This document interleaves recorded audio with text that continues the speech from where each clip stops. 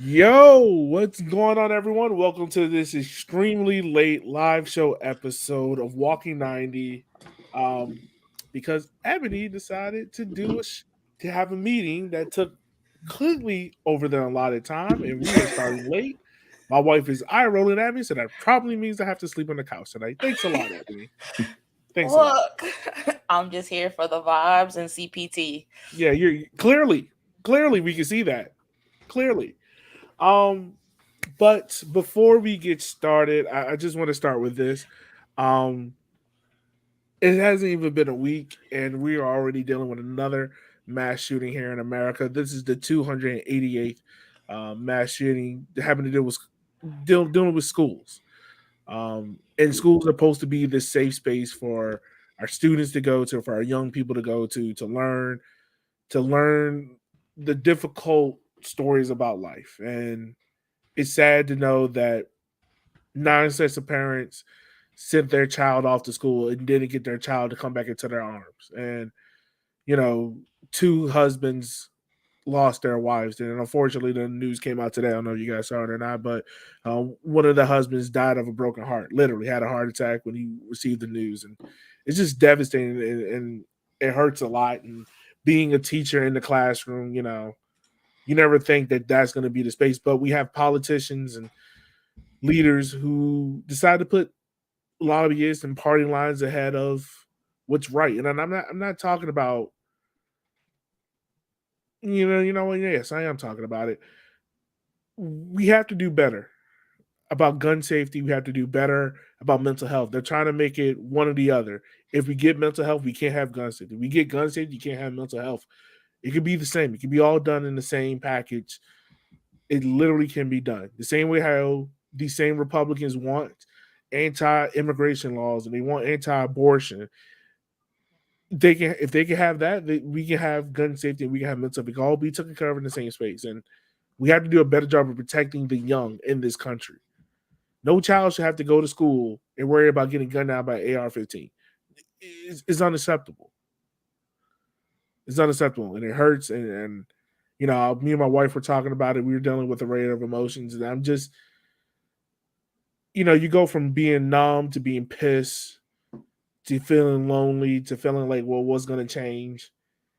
And something got to change, man. It has to change. And, it's incumbent upon us to not only vote, but make sure we're voting for the right people to that's going to enact change, but then also ensuring that those around us are doing the right thing as well and being helpful and being mindful of those around us. So that's my quick thoughts on it, guys. Do you have anything you wanted to add? I just wanted to open up with that before we get started.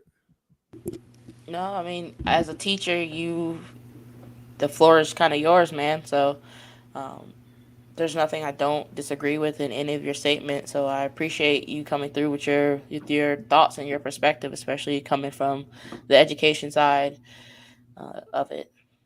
Yeah.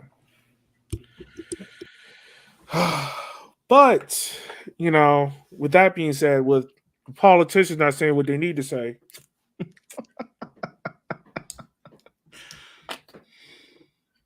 we smoking on that MLS pack tonight, boys. Chip!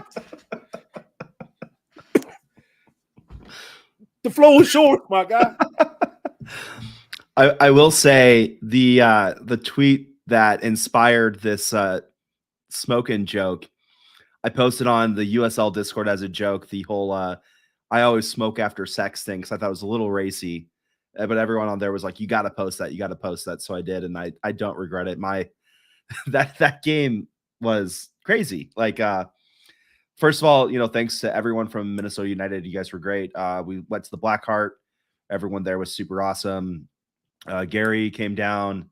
The president of USL Women's League and USL Super League came down as well, which was super cool. Which I did feel like a dipshit, because I was like, "Ooh, we're getting a women's team," and then it's like, "No, she's in town for the other game." But she was down in the pits with us, screaming and yelling the whole time. Gary was there screaming and yelling the whole time, and it was great, seeing former players. Tyler David made an appearance and everything else. And kind of the comment I kept saying to people last night after the win was, it was really fun watching us win in Chicago and getting to experience that. But this game was even better because it's not just me and my buddy Rich who went up that got to experience it. Tons of people did. I think there's over 70 tickets sold in our section. And then there's a ton of Volt like sprinkled around the stadium, including a guy in the Wonderwall, which I don't know if he was lost or what was going on there. But no, I mean, it's great seeing all the press coming in from everywhere about it. I haven't watched yet because we were waiting on Ebony and I was in the car still. But apparently on Soccer America, they talk about Union Omaha like incessantly. And, it's really great to see everybody else kind of get to experience what makes Omaha so special and what I've enjoyed over the past 3 years with this club and kind of seeing that success. And I was talking to Yogi in the pregame show. It's crazy the amount of success that Omaha has had in the past 3 years. And it's just been a fun ride. And I'm just so excited to be a very small part of it and, share my thoughts with all of you here. And, it was a fun ride home. I spent a lot of the time on the phone with one of my buddies who owns some bars, and we're already planning on some buses. So if you're an Omaha fan and you want to get in on the pre-sale for that, we should have some stuff soon. Just hit me up in the DMs and we can make sure that you get a bus. And I just can't wait to see 300, 400, 500 Omaha fans in Kansas City wearing black and Volt, cheering on the Owls and watching us go to the semifinals, which would be absolutely crazy, because if we knock off SKC, all of a sudden we're back in the driver's seat for hosting. Which, can you imagine a US Open Cup semifinal at Werner Park? Like that would be crazy. I think it'd be like one of the first time a lower league teams hosted in our city. And the amount of support that I got last night from everyone was crazy. By the time we walked out of the stadium and got to the bar we were doing post-game drinks at, I had over 70 missed text messages. I had dozens of DMs on Twitter. I had missed phone calls. I had, people sending me videos of us in the stands and of them celebrating the goals and everything else. And it was a really special moment. And even friends of mine that, really aren't big Union Omaha folks were watching the game. And, hopefully with the 2 big wins we've had over MLS teams now, that helps kind of be a watershed moment for Union Omaha in our market, and hopefully more people come out. And more importantly, I think it could be a moment for everybody else in League One, because, with kind of the idea of a high tide raises all boats. And, if I'm a fan in Richmond or Raleigh or Greenville who maybe says, well, League One's kind of a joke. Why would I watch those guys? Like they're amateur fans or amateur players or whatever. It's like, no, like we can knock off MLS teams, and you should go support your local club. And it's been great. I will say it was hilarious though. I went on a Twitter Spaces today, and it was a bunch of Minnesota fans complaining about how it was the worst loss in team history, and they were just like on like death's door about it, which was hilarious because we did that. Yeah, no, it was great. And I'm excited for the SKC game, but more importantly, I hope we get some stuff done when we actually play league games this weekend. So it'll be great to be back at Werner Park and see some of the people we haven't seen in a while, and hopefully a bunch of new friends come in as well.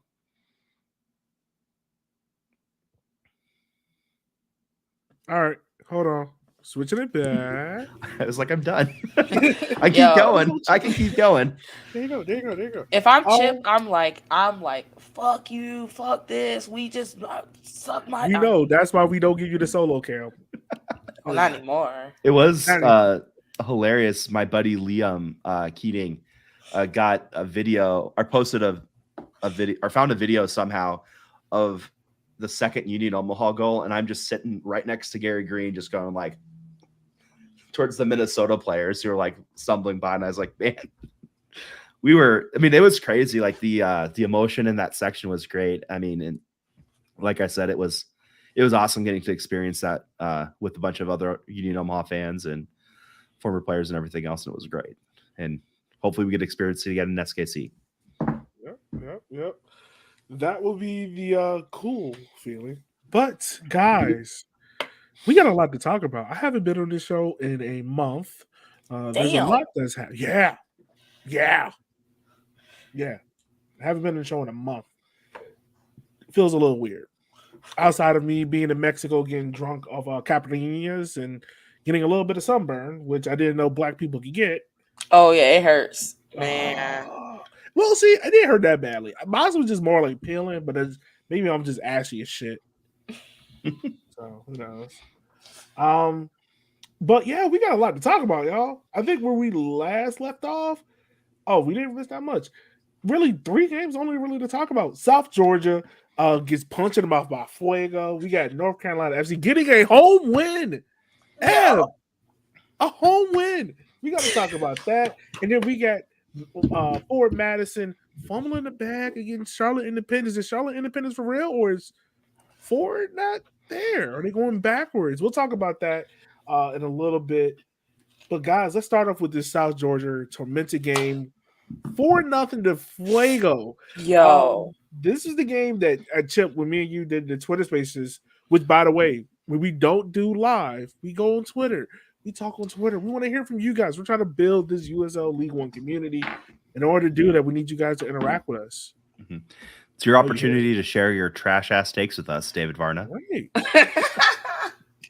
You never know who's going to pop up on the live. Like, we had South Georgia Tormentors president. We had David Ross. So you never know who's going to be in here. We might have heard from Football Americas. I doubt it. He's too busy. He makes more than all of us combined. But you never know. I will say we are working on some special guests, so maybe it's you. You never know, dear listener. You might be our special guest. Probably not. Might be. But you can still call in. But let's get back to it, guys. Fuego for South Georgia. Tonight, your goal scorers were Victor Flack, Chavez, and Bajev.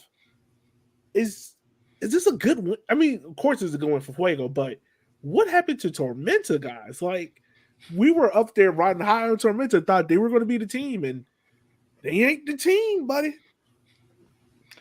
You know, I think this is just one of those games where if you're Tormenta, you just throw out the tape and say, shit, wasn't our night. I mean, I don't think anybody would have beaten Fuego that night in League One or Championship or maybe even MLS. Like, they were on fire. Like, everything went in. I know myself and Brandon have, talked a lot about how they're kind of poachers and, they kind of have had like very lucky goals.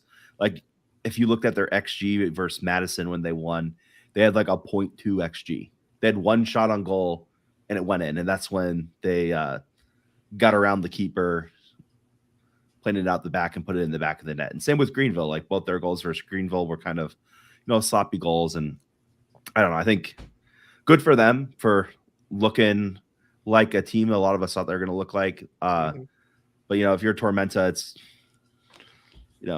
keep going, forget it, and try to get out. Don't let it turn into a 2-game slide. I will say this. I low-key feel like I probably jinxed Pablo Yara because I was like, is he up there with Akira Inu? And he goes out and he gives him 4 goals. Maybe I should have kept my mouth closed. Yeah.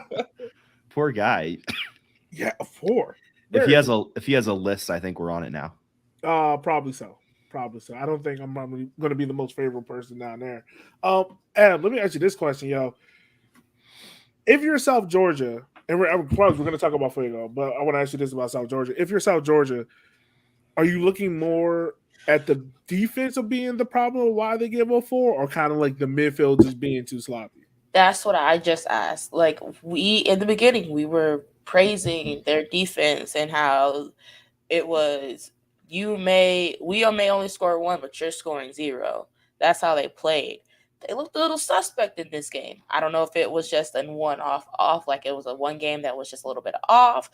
People starting to realize that they can break down their defense, so now they have to rely on their offense a little bit more, and their midfield a little bit more, and they just don't have it yet, and it's not gelling, it's not clicking because they had a lot of turnover. Who knows? I'm kind of looking at that next game versus Tucson, and I'm like, do we see another Central Valley game where they get cooked through the midfield and they're getting 4? It could have been 5 or 6-0. They had a goal called off. If we're seeing the same result over the next game or two, we gotta start looking at hitting the panic button for him, right? Like maybe not me. I'm okay with them dropping, with their midfield being trash and that defense being trash, but their fans have got to be looking like, are we gonna sign anybody soon? Like, what's going on?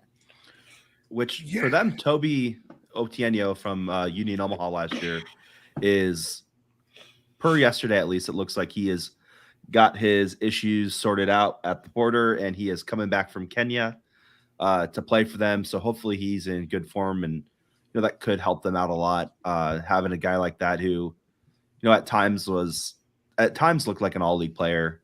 Certainly his first year in the league, and seeing him come in, it might really be the difference maker for them.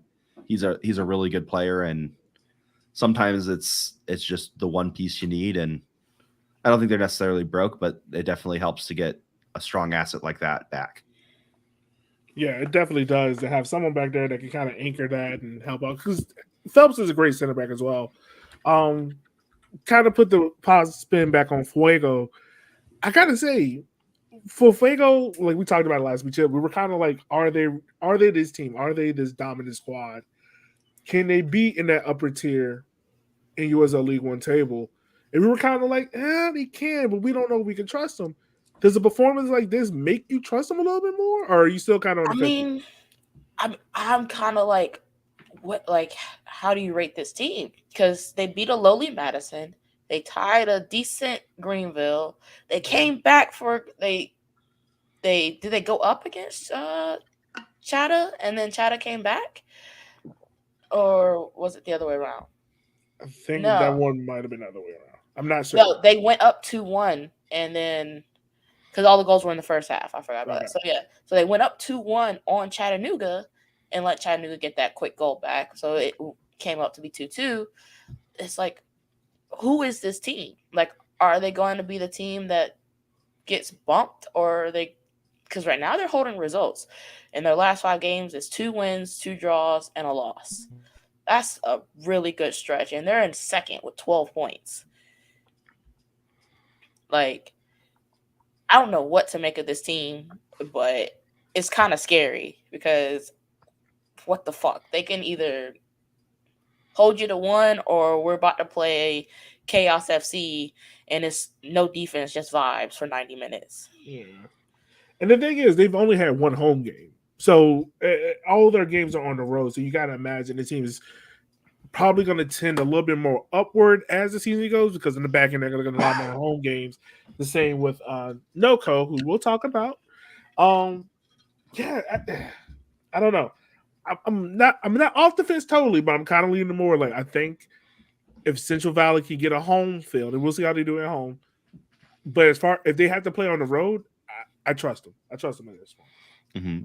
Well, also, it's like, how tough is that? They're the only team out in California. The only relatively close game for them is Tucson. They're traveling 3-4 time zones for every single game. Yeah. I mean, that's nuts. Like, the NoCo staff didn't even realize there was a time change between Omaha and Nebraska, and they were all out of sorts. Like, that West Coast to East Coast is killer. Like, going the other way, even like when I visit my buddies out in LA, it's tough. It takes me a couple days. It's a killer. It's a killer. Yeah, I experienced changing time zones for the first time. My wife could tell you, yo, my sleeping patterns are already messed up, but they were really fucked up after coming back. I was like, what is this? Yeah. Well, especially like when I'm out in LA, all I'm doing is drinking beer. No one's asking me to go out and run for 90 minutes and win a game. All right. No one's asking you to do the important things that you do, Chip. No one's asking that from you. Outside of smoking a cigarette. By the way, guys, I want to ask you guys this, because we're all adults here. Before we talk about this next game, what was your first experience ever smoking? And how badly did you choke? Oh, it was bad. It was. Did you ever give yourself the smoker's headache? Yes. I know what you're talking about. Yes, I was. It was bad. I felt like a fucking novice, and I was. So, my first experience, we lived in like a neighborhood by my college campus. We had a house with 6 guys, and like any guys in college, we liked going up on our roof and drinking beer. And we're like, you know what, make this even better? Grape cigarellos. Oh So God. we would go like every Friday, especially when it was nice, and we'd go and we'd buy a case of beer and a pack of grape cigarellos, and we'd go sit on our roof and smoke grape cigarellos and drink Natty Light, which, they're gross and it definitely makes you cough. But the funniest thing was the little bodega we bought from. One day, the guy who was behind the counter said, like, "Hey man, like I'm out. Can you like spot me some?" And I was like, "Spot you some what?" And he's like, very like, and I was like, "No, I have no clue what you're talking about." He's like, "Dude, don't be an asshole. You're in here every Friday buying grape cigarellos. I know what you're doing those. Can you sell me some weed?" And I was like, "What the fuck? Why would I have weed?" And then I learned what grape cigarellos are actually for, which is smoking marijuana. So wait, Chip. hold on. Chip, you mean to tell? See, this is how I know, Chip. I'm so glad you got black friends now. So you mean to tell me y'all was just buying cigarellos and just lighting these joints? Yeah, Bro, I don't think a black person has ever smoked a cigarello by itself without weed in it. What? yeah. Bro, sorry. Like I said, every Friday before we would go out and do stuff, we got off class at like 3:00. We went to the store, we got a case of beer and a thing of cigarellos, and we sat on our roof, listened to music, and smoked cigarellos and drank beer. Oh my God. Y'all was really out here Smoking straight. just smoking cigarellos. Yeah. Just have no care in the world. Couldn't buy a cigar, so we're gonna buy cigarellos. Well, I was a broke college student. I wasn't buying one of those $3 cigars, man. I get like what'd you get? 5 grape cigarellos for $2? Oh, Damn, what the price? The inflation. It's like a pack of 4 for $1 here. Mm-hmm. This is Well, hilarious. it was like prohibitive or unprohibitively cheap. And it's like I didn't want a whole pack of cigarettes. I don't need 20. I just want like one grape cigarello, and then your buddies have the other ones, and then that's what you do. I don't need 20 cigarettes. This is so hilarious. Wow. Moving on. We're gonna go make that point in the show. By the way, I forgot to mention we were supposed to have a Friday night game, but because of COVID, which is still very much a thing, get vaccinated. If you're not vaccinated, there's no hope for you. Get vaxxed, please, for the love of sweet Jesus. We are 2 years in this shithole. Get vaccinated, and if you are vaccinated, you catch COVID, please be safe. Okay, wear a mask the same way you wear a condom. That's why we got so many kids out here. People just out here raw dogging every which way. Raw dog in the air. Right. No. You can't be raw dogging there. I can't Put a tweet mask that. on. You can do whatever you want.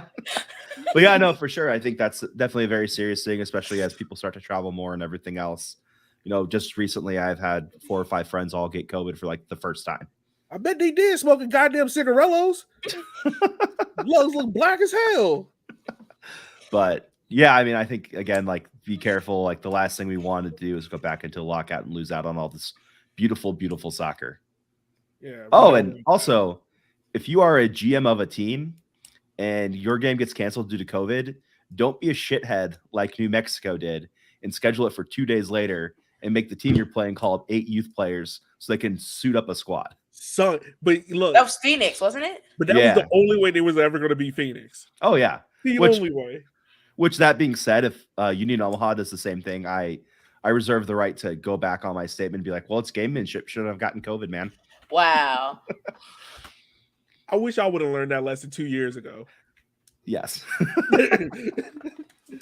All right, but yeah, the game against Richmond versus FC Tucson was postponed because of COVID, so that game is moved now to June 29th, which means Richmond has another 3 games in a week. Darren better make sure the squad depth is on point. Wait. We didn't even get a chance to talk about the other games. There's a win in there. It was a win in there. Have you won this solo cam? I wasn't there, so no. Okay. But I did watch it. I watched. You watched? Okay. Yeah. At least you watched. So yeah, let's talk about it. North Carolina FC won over Greenville. Guys, last week we were kind of hyping up Greenville. We were like, hey, is Greenville back? Is Greenville doing their thing? and then we were kind of just like, I do want to say I called it. I called a North Carolina win last week. I called it after Chip said no way, Jose. Um, but North Carolina gets a seventh minute winner very early on. Um, do you think the proverbial monkey is off of Bradford's back? Uh, the get a home win one is, yeah. Let's be honest. Like someone said in our chat, like at the end of May, no one thought we'd be sitting in fifth place. You know, especially after last year. Yeah. They were doing really well on the road. They were getting results on the road. That's not something we could say last year at all. Um, we've had some stupid losses, not gonna lie. A lot of them heartbreaking. But to see them kind of like the problem last year was they could never finish a match. It was always they played 75 minutes, 80 minutes, 85 minutes, 89 minutes, and then they'd give up that late goal. They played a full game. You know, it was weird. And I think I made my Greenville prediction a year too early. I'm just throwing that out there. Ooh, you think so? I think I made it a little too early. I should have played the lotto this year. Okay. I will say shout out to my buddy who found the Union Omaha line at like plus 450, and I was like, yeah, might as well throw it on the 10 spot. Is that we out here betting on USL League One games? Did we make it? Mama, we made it? I think so. Oh, I'm not a DJ. I think it's time to bet the house on the kickers. He just literally almost threw her cup at me. Think we're not going to do that, folks. She should have. She looked at me like, I wish the fuck you would. Bank, can you cancel that check for my mortgage and send it over to Patty Power, please? Baby, we're selling the dog. Look at him going. Yo, if a hand just come by the screen and just smack the shit out of Yogi, no, it didn't. Oh man. But yeah, I want to also ask you this about North Carolina FC. Do you think this is a point? It's funny enough that y'all win this game right before y'all play Richmond. Just want to throw that out there. But do you think winning a game like this, do you think it now kind of settles the team? Because y'all were playing great, but like you said earlier, like y'all was like last year, y'all would play great for 70 minutes, then cut out. Play for 75, then cut out. Do you think now this team got a full sense of it? I think this team knows, everybody knows their role a little bit more, a little bit better, and they know how to play those roles to the best of their ability. At first, it felt like everyone was still trying to fill each other out, and it wasn't clicking when they would travel and then come back home, and then all of a sudden it was like, oh, well, here's a couple subs coming in. Oh, we've lost the plot. I feel like that was a complete game. It felt sloppy at points, but they never broke. It was more of like we didn't give up that late goal. It was very, very close. You know, those are things that, you know, that's soccer sometimes, but this felt like they understood the assignment and they executed. And now they have to continue that because of precedent set from this last game from versus Greenville. We now know that you can grind out and hold on to your defensive lines and stick out a gritty 1-0 win.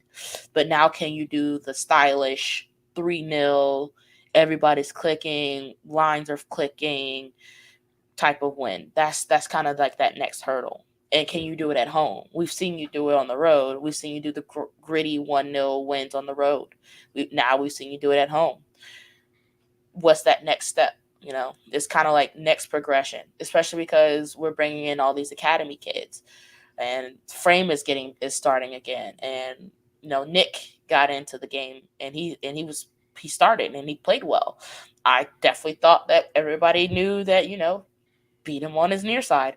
He apparently worked on that, and it's just things are starting to gel more. And it's like, how do you keep that consistent?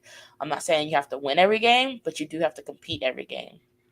And right now, they're actually competing in games, and it actually worked out in their favor this time. Yeah, that's true. That's very true. Chip, let's talk about Greenville. We know the Greenville contingent of USL League One Twitter is going to be a little uptight about this, but I mean, hey, you got to deal with it sometimes. Do you think they give us a little bit of false promise, or do you think Greenville can get it right? Well, on the plus side for Greenville, their second favorite team, Union Omaha's doing pretty good. Ooh. Yeah, he's not gonna let that down. He's not gonna let that down. Love you guys. I mean, I don't know. I think it is weird. I was talking today with Rich, who wrote a really great article for the Open Cup website about this, and it is crazy. I know after the Omaha South Georgia Tormenta, which I don't know why I called them South Georgia Tormenta instead of Tormenta, but after the Omaha Tormenta 0-0 draw, Rich was irate. He was like, "What the hell are we doing?" But now you look at that result, and it's pretty good. And I just think that's the weird thing is we're kind of in this weird topsy-turvy situation. I mean, of the teams in playoff contention right now, only 2 of them made the playoffs last year. Yeah.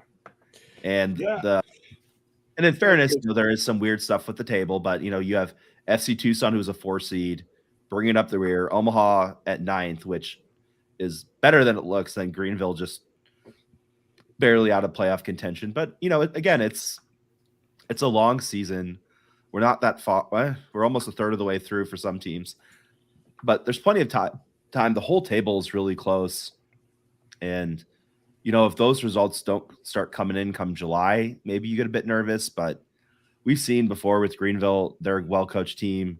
They have a lot of the same guys as last year. I just think they need to figure out who's going to score up top, and maybe you get a summer transfer to hopefully figure that out, or hopefully someone finally steps up, watches some inspirational videos, and figures out how to get it done. But if I'm Greenville, I'm not super worried right now. I mean, compared to if I was a Tucson fan or a Madison fan, you're definitely getting into the nervous zone. But for Greenville, they'll be fine.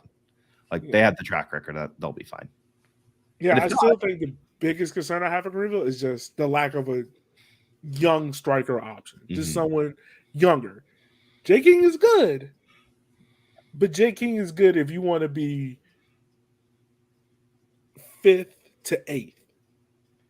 Yeah, I don't. Younger than you need someone else. I'm just putting it out there. And no disrespect to Keegan, but I don't think he's should be a. Yeah, no. King is truly at this point. He's like Wayne Rooney in a sense.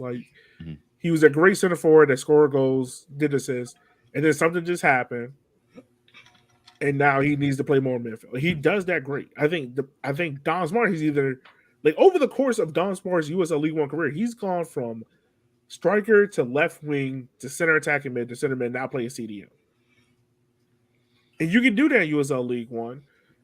And it works for it. I think you can do the same thing with Keegan. You gotta bring in someone. Just they're really missing what's his name goals for last year. Yeah. Well, I will say this. I got 2 comments. One, if Greenville doesn't make the playoffs, the memes will be immaculate. The memes will be great. I know y'all got some stored. Oh yeah, you know it. But I think the second thing is maybe they need to go and look for a guy who scored a lot of goals in League One, who's unattached, maybe an international player, maybe a guy that could play center back if you needed to. Josiah Tribingham. Now, if Josiah Tribingham go to Greenville, over under how pissed Kyle's going to be. Ooh. He's going to delete Twitter, probably. At least. He quits the podcast. What if Josiah Tribingham is the reason Greenville get in the playoffs on the last day and knocks out Madison? Well, how is he not with a team? Yeah, I don't know why he's not with a team. I mean, he's 25. He's young. So it's not like he's old. Yeah. Which, who knows? Maybe he's playing transfer market's only good for certain leagues. For all we know, he's playing down in Trinidad and Tobago or in Jamaica or something where they just like do not update where those guys are at. No, probably not. Probably not. Let's go ahead. Let's move on to the next game we got. If I can pull it up. Da-da-da. For Forward versus Charlotte. Oh yeah, talking about Kyle. Fort Madison won. Charlotte Independence 2. Charlotte is our new rulers. Um, who should we talk about first? Should we talk Charlotte or should we talk Forward? Which one should we go? I guess Charlotte first. All right, let's go Charlotte. What the Charlotte fuck? Independence. Right. They are currently right now the number one place team in USL League One, and that's not even like no crazy stuff. Like granted, they played the most games in USL League One, the most home games out of anyone. I think they've only been on the road once, if I'm correct. No, twice. They've been on the road twice, but still, like they have been hitting it. I think mostly Chip. We were talking about earlier. What's his name? I can find it. Boo Yeah, Mbuyu. He has been amazing, man. He has really been in it. God, I think Connor Tobin might have been right about Charlotte, man. Yo, I was not prepared. No, I was not either. I was not expecting this from them. They have been on it this year. You know, I think Chip, we were talking about earlier, like they brought in players like Ibarra. You were thinking like, all right, well, everything's going to run through him, and that's been the total opposite. Like Charlotte has really been the essence of we gonna play. I'll call it what it is. I believe it's a 3-4-3. We're gonna play this high line 3-4-3. We're gonna press you in your box. We're gonna try to cut off space, and if you happen to get him behind us, okay, fine. But we're gonna come back and score. And I constantly they did it again to Ford. They did that to Richmond. They did that to Union. Like they do not care.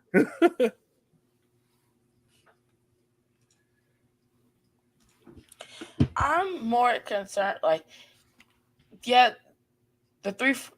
I really can't tell you what they play. I don't really watch much their games, but it feels like every time it's more of like a you score 2, we'll score 3 type mentality. So I don't really know what their defense is like to even like tell you if it's good or not.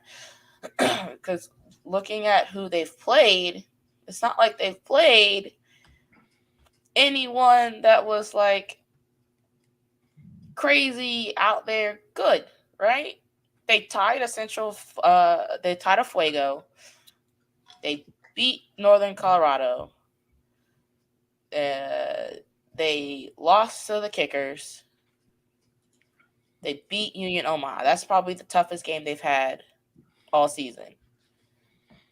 And to do that, they kind of needed a questionable goal. Right. And then they tied Georgia, which I don't even know if that's even good anymore or not. They beat Tucson, which is Tucson. And then they lost to Northern Colorado. And then they beat Forward Madison. That's a lot of games to not have anyone that's not playing above the line right now, except for like Union. That's it. Like I can't tell you what their defense is. Their score lines have been all fucking over the place. It's even consistently like 2-1. Like they've only kept one clean sheet, and that was against South Georgia. Every game literally has been a variation of a 2-1. Yeah, 2-1. Or 2-1 is a 3-3, which was that first game. Like it's so back and forth. How do you gauge that, right? Like you're just going into the day of like we're either going to play defense or we're just going to push. Yeah. And those days that they push, it feels like they're still not doing much because the team that they're playing also can't produce goals. So the only team that could produce goals was Fuego, as we've seen, because they're out here scoring 4 on Georgia or 4 against Charlotte. Like, it's not making sense. But somehow they are top of the league, and I still don't know what to make of this goddamn team. Yep. That's all I got. Like, I don't fucking know. That seems about right. What you got, Chip? Well, I gotta say, and this isn't going to be a particularly good take, but I think what we have found out is that if we talk shit on a team to the point where they block us, it just becomes like motivational. But then And the only unblocked us. they unblocked us, which is very gentlemanly of them. Red Wolves, if you're listening, still blocked. Would love to see your tweets. Um, again, uh, I promise no more light jokes. Uh, but I think out of spite, they're like, "Fuck these guys." They talked all this shit. They all picked us last. Like, fuck them. We're gonna win the damn league out of spite, just to make the walking 90 people look like they don't know what the fuck they're talking about. I've already ate my crow on them. They are a lot better than what I expected to be. Mm-hmm. So. Well, and again, it's like I would say that game, especially with the goal, was very frustrating. Mm-hmm. But that being said, um, I don't. I would have rather had the tie, but I don't like feel bad about that win or about that win for them. Like we lost it, we earned that loss. They're a really good team. Like I don't think if you're an Omaha fan at this point, you can be super mad about that. And we'll see if they can keep it up. Like maybe they had that weird partnership deal with Charlotte FC. Maybe they come through and steal and boo you, and then all of a sudden they're back to shite again. Like I know we got so excited that the two teams were leaving this year, but between Charlotte FC, our Charlotte Independence is looking like a farm team for Charlotte FC, and then Madison becoming the two team for Milwaukee. There's two teams are back. Slightly, they probably never left us. Unfortunately, last game we got to talk about, y'all. If my phone slides over, oh no, that is the last game we can talk about. All right, to Fort Madison, who I forgot we need to talk about because Kyle's not here to defend them, so I'm gonna talk shit. Fort Madison attack is ass. It's bad. Like they and I look.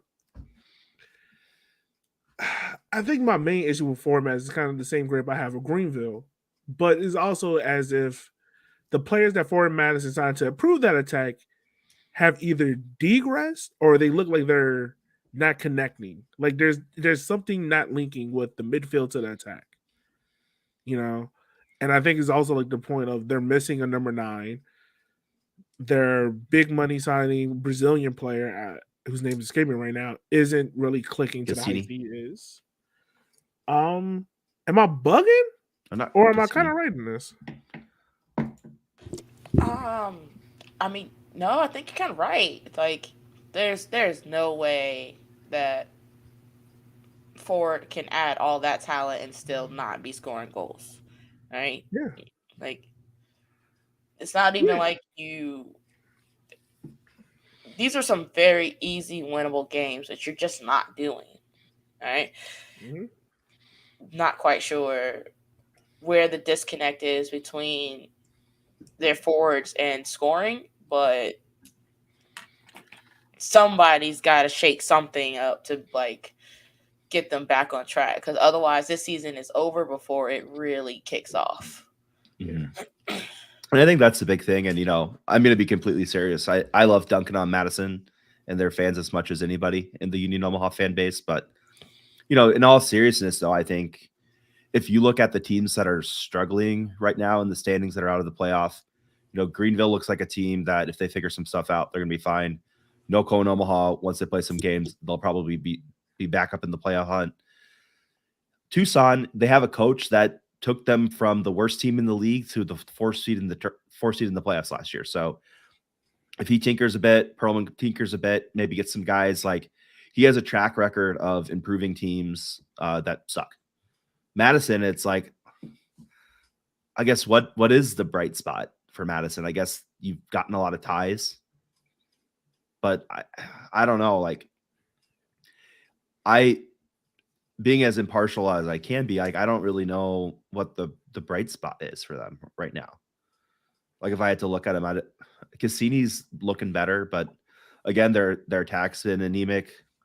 They're back to playing that. When Glazer came in, he was saying he wanted to play up tempo and a high scoring and super exciting, and they're back to playing that same, super tough defensive game that they've been playing since Omaha entered the league. And I don't know. Like, I don't know what the answer is, but no, you're right. Like, it doesn't seem to be clicking for them.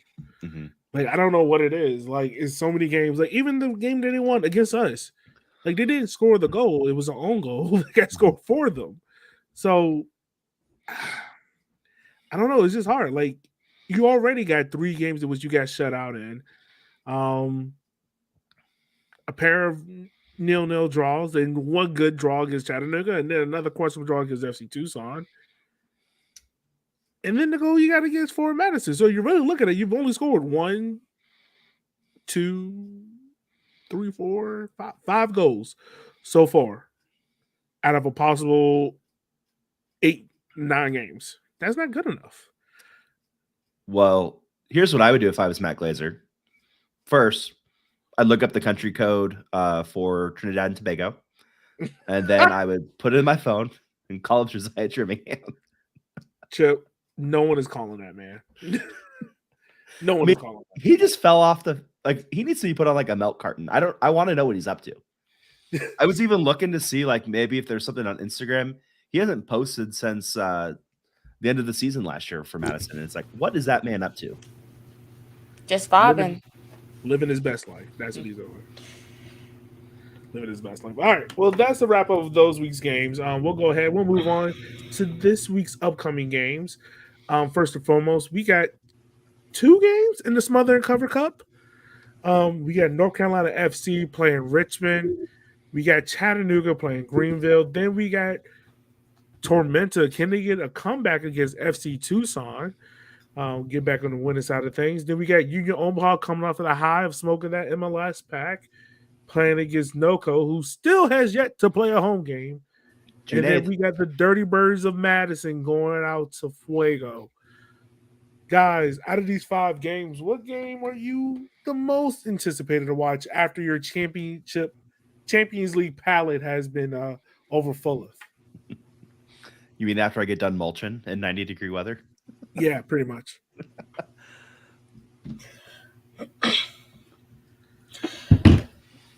Sorry, I was tweeting. Ask that one more time. What game are you most intrigued by out of the 5 that we're going to watch? Oh, you would think I would say North Carolina versus Kickers, but it's actually South Georgia versus Tucson. I gotta see what this Georgia team is like. Like, are they really? Mm-hmm. Hi, Chip's wife. Are they really like that bad, or was it just a one-off game? Like, what are we doing here? Well, right, and especially if you're Tucson, you need to start getting results. And a Tormenta team who just got blown out at home, results. Yeah, it's not really good. That's the best part about these West Coast games is you get to watch them after your game. That's true. That is the best part. For me, I ain't gonna lie, I'm low-key intrigued by this Tormenta and Tucson game, just because of the fact of how is Tormenta gonna get back? Because so many points in the last couple of years has been Tormenta will go on these highs, and then something will happen, and the whole team mentality would just be like, "Well, that's it, we're done," and they would just kind of just flame out. And I want to see if Tormenta can come out, have a positive result, get a good win, not nothing scrappy in the 90th minute, but a good win, and can they get back on the right track? I think this will be a pivotal point in the year. Like, this is something we can go back to and be like, all right, that's the moment why or why not Tormenta's in the playoffs or not. Mm-hmm. And plus, my coach of the year prediction is riding on them being in the playoffs. Kind of need this to happen. I'm going to go a little bit off the beaten path too, and I'm going to say Chattanooga versus Greenville. That one was interesting. Yeah. This is 2 teams that played each other in the playoffs last year. They've been pretty much consistently good the entire time they've been in League One, and now Greenville's struggling. These teams don't like each other. You know it's going to be a physical game, which seems to suit Greenville's style of play. And, you know, if they can go in there and get a win, I think you kind of start to silence some of the doubters. And two, like more than anything, they just need a good win over a good team to hopefully kick their ass in gear and start being the Greenville that we all know and love. Because as much as I like making jokes about Greenville fans rooting for Omaha because their team sucks, you know, it's always great to have Greenville be good. You know, it adds a lot to the league. They're a great group that they have there, and you know, I want the best for those guys, and you know, hopefully they can turn it around. But yeah, I mean, it should be a fun game. Yeah, it is. It's going to definitely be a fun game. I think the thing about it is, can Greenville, you know, piss off Chattanooga enough to get a win? You know, that's the thing. Can they do enough to piss them off to get a win? Also, I want to ask you guys this while we're at it. What's going to be the most disappointing game of this weekend? What game are you going to be like, oh, we hyped it up, and then like, this ain't it? I think we're hyping up this Tormenta game, and it's just gonna be a dud. But I'm so interested in that game. Like, I think that's gonna be my chaos game. Okay, not a bad pick. Yeah, I mean, I'm gonna make Union my vibes pick, but I think once again, not a bad pick. For me, I'm gonna go with our game, Richmond versus North Carolina. I know years past has had some fireworks, the 4-0 win, you know, the late time winner. I don't see this getting higher than 1-0, and I think it's going to be a goal early on. And I think one team parks the bus, the other team is trying to break the wall down, but it's not going to happen. And I think the second half is going to be dog crap. I'll say Union Omaha and NoCo. You know, if you're in Omaha, you're coming off a huge high after winning against Minnesota United, and you know, long week, 2 games in short succession. NoCo probably wants revenge for losing 2-0. They probably see Omaha being so successful, and they're thinking, well, that could have been us in that game. We could be the ones in the round of 8. We could be the ones that everyone's talking about. People that are blowing up Twitter who have, you know, famous ESPN hosts wearing their jerseys on their national soccer show, and it ain't them. But, you know, we'll see. I mean, I think I went on Winners and Losers, which is kind of the de facto Northern Colorado podcast with some other rounds, I see. Right? Yeah. With some of the other Union Omaha guys, and we talked about it. And I will say this on their pod, I said, if Omaha beats Minnesota United, I'm okay if we lose to NoCo on Saturday. That being said, we didn't lose to Minnesota United. In fact, we won. And I'm going to take that back. I'm a greedy motherfucker. I want 3 points. I want to beat them 3-0. Fuck you guys. So is everybody going Union as their vibe game? Yeah, I'll go with it. I think it'll be entertaining. Mm-hmm. Well, and hopefully with the Cup success, hopefully there's a huge crowd there. I had so many people reaching out after that game of people who said they're going to go, and you know if those people show up, you know, we might have a huge crowd at Union Omaha game, and you know, it'd be a lot of fun. Feel like the finals again with 5,500 people there. Obviously, the stakes are lower, but it'd be nice to have a fuller stadium. Yeah. Also, I mean, I guess we could talk about it now. We got a midweek game, Richmond versus Chattanooga. I'm over under on the amount of red cards because we know Darren Sawatsky and Jimmy Obleda aren't the best of friends. You think they're on each other's Christmas list? Oof. I'm gonna say 2 red cards, and they're gonna be at the end when the score like is pretty much decided, and they're like, "Well, fuck this," and they just start going reckless with it. Mm, that's gonna be interesting. Double red to the bench of each team, both coaches ejected. That would be hilarious, and It's not also going to happen, but that'd be hilarious. I mean, we've seen a lot of, I think besides Mims and Eamon, who's been hanging out with Mims so much that he's like, yeah, I like getting yellow cards. Like those two coaching staffs get carded a lot. Like you said, they don't like each other. No, like on not a at all. personal level, not just like a professional level. Like I think like they both got burners on Twitter to talk shit on the other one or something. Probably so. Probably so. Probably so. Not to even dump on my own head coach because I love him. He did something very cool. He reached out to me and just give some encouragement and positive words. And this is the thing that I think a lot of higher ups in USL League One and lower league soccer are when they talk about, oh, why don't we have fans coming to games, or why can't we grow our size?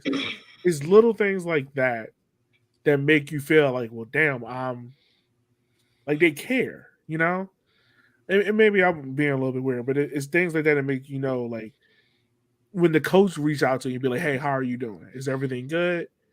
Those things like that are really important and really cool because they make you feel as if you're part of this bigger community than yourself. So yeah, I thought that was really dope for him. I just want to shout him out for that. But also, I'm gonna talk about Richmond for a little while. Guys, Richmond got an important stretch coming up. It was supposed to be 6 games, 2 in a row to start out with, then 4 straight at home. Now it's only 5 with the one road game against North Carolina.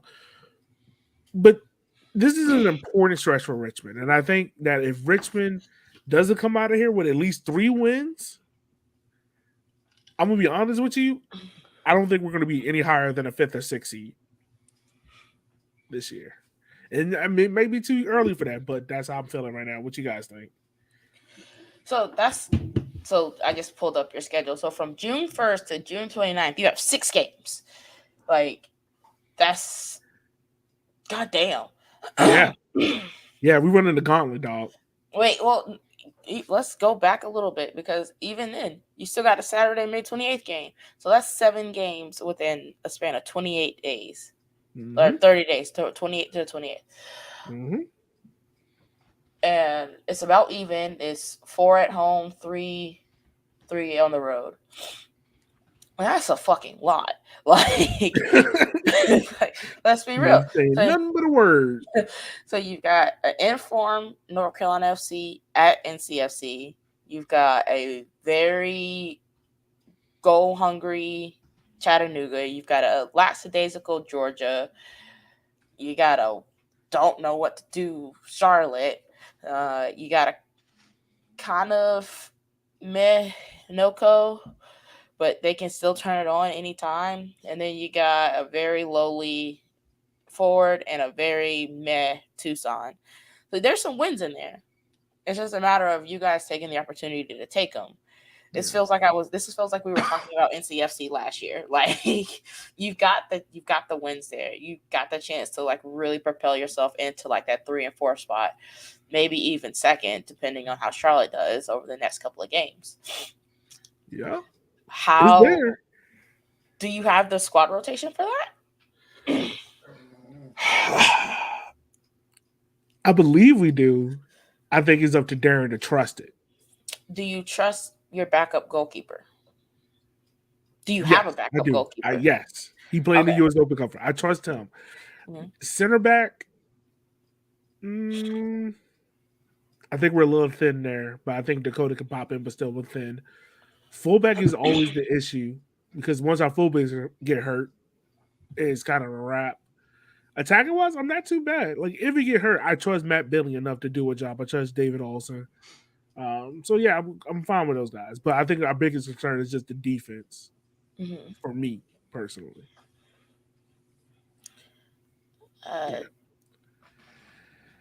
That's my concern.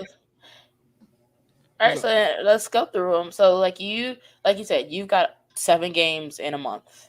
Yeah. Chip, Union Omaha. Starting with the game this weekend, you have one, two, three, four, five, plus an Open Cup game in there somewhere. Mhm.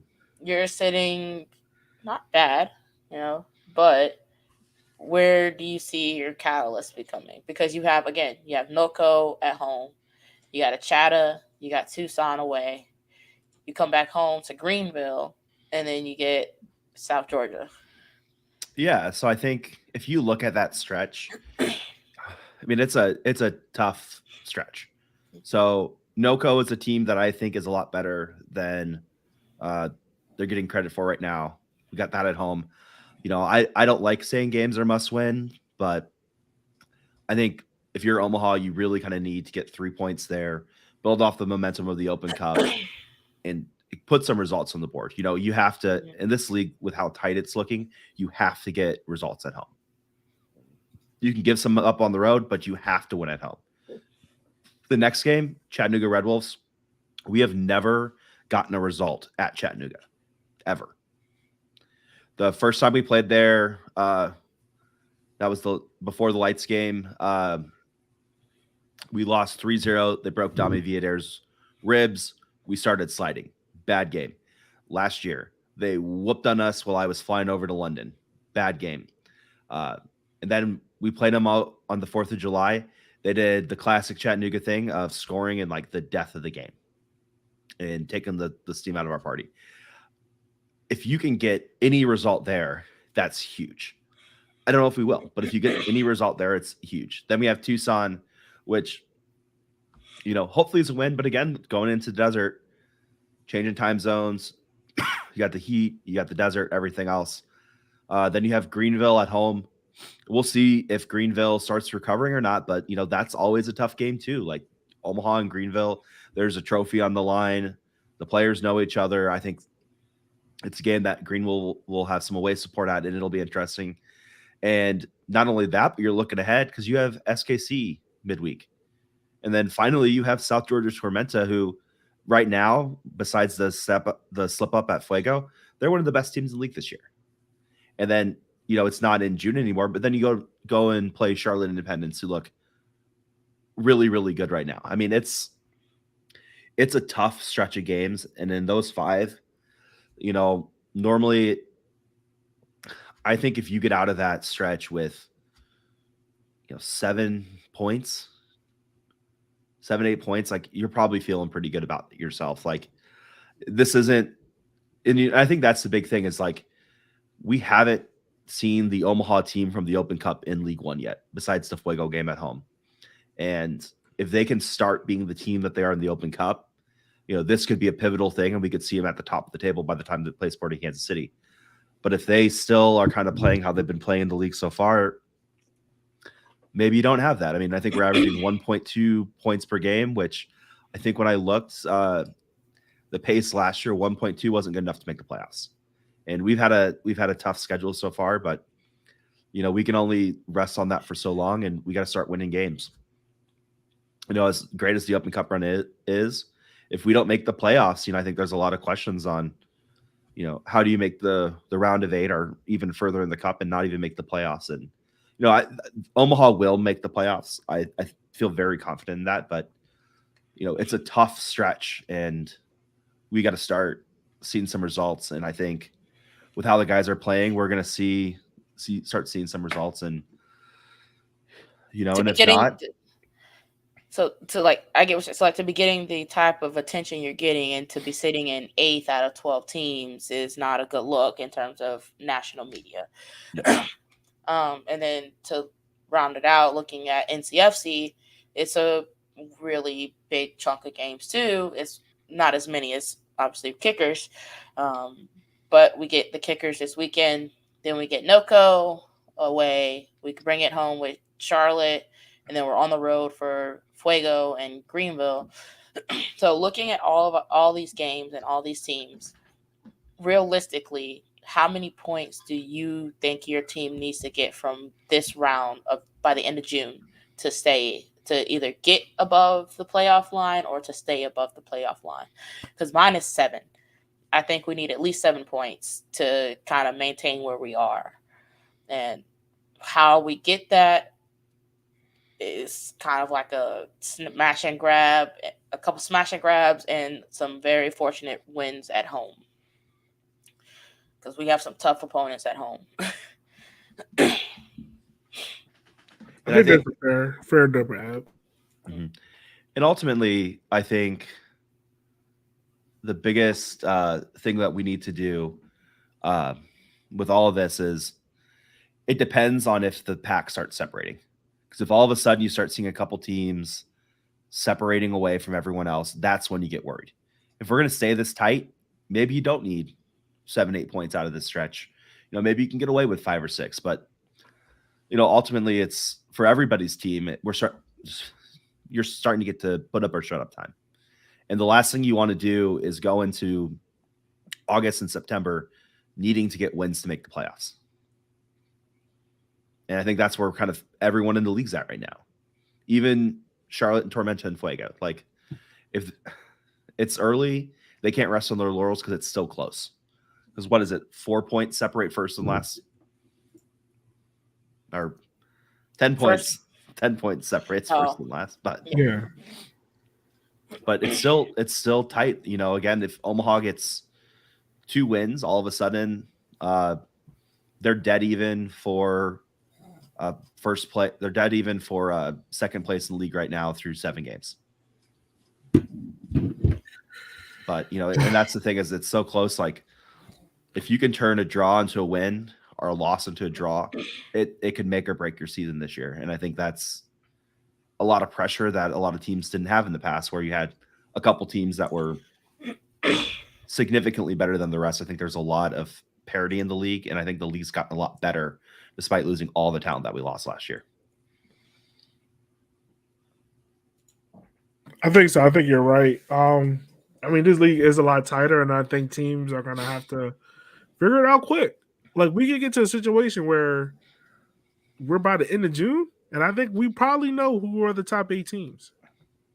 I think we can run into a situation like that. Mm-hmm. So yeah, it's gonna be fun. Any before we wrap up, y'all? Any last things before we cut this show out? Yeah, so I forgot that comments existed. So I saw Kyle's comment about this is the most freshman shit I've ever heard about me and Twister Sweets. I would like to point out I was a junior because Creighton required you to live on campus your first 2 years. What? Sure, that's even worse. That didn't help. That just proved 2 things to me: that Creighton doesn't have black people outside of the basketball team, and that there's 0 black people in probably what is the vicinity of Creighton outside of the basketball team. Or the third option is I'm just a giant fucking square. I'll tell you a funny story once we log off that'll make you laugh even more. Oh God. I don't think I want that one for general consumption, but I'll tell you guys it's pretty funny. Oh man. No, Whatever nothing you for do. me. I came late. I stayed late. I'm good. You did. Absolutely did. This is why we're wrapping this show up at 11 o'clock. 11 fucking o'clock. I will say this: the Omaha fans that came up to the game had a really great tifo, and it said "US over our USL one League One over everyone." I did see I that. think That was dope. Yeah, and I think that's a nice sentiment. I think it's really cool watching this league, and we've all been here since the ground floor, which is great, and seeing it grow and develop, and the friendships and everything that we've had across the leagues, and we talk a lot of shit, but at the same time, we've all got each other's back. We all want to see what's best for the league, and it's so cool. Like I said last night, getting support from members of, I think, every team in the league. A fan or front office member reached out and said, "Holy shit, dude, I'm so excited for you." And that's so cool that we have that in this league. And we've only been in, Omaha's only been a team for 3 years, and the league's only been there for 4. It's great. Right. It is. It's really dope and really cool to see. Well, that being said, y'all, we are done next week, y'all. Make sure you hit up on the Twitter spaces. We'll be doing them roughly around 6:30, 7:30ish. So make sure you join that. And once again, call your local senator. Make sure they pass the HR8 bill. It's time to get shit done in this country and protect those who cannot protect themselves. I'm not going to say it again. Get off your ass and do something. Holler at y'all later. Be safe, be easy. We will holler at you guys next week.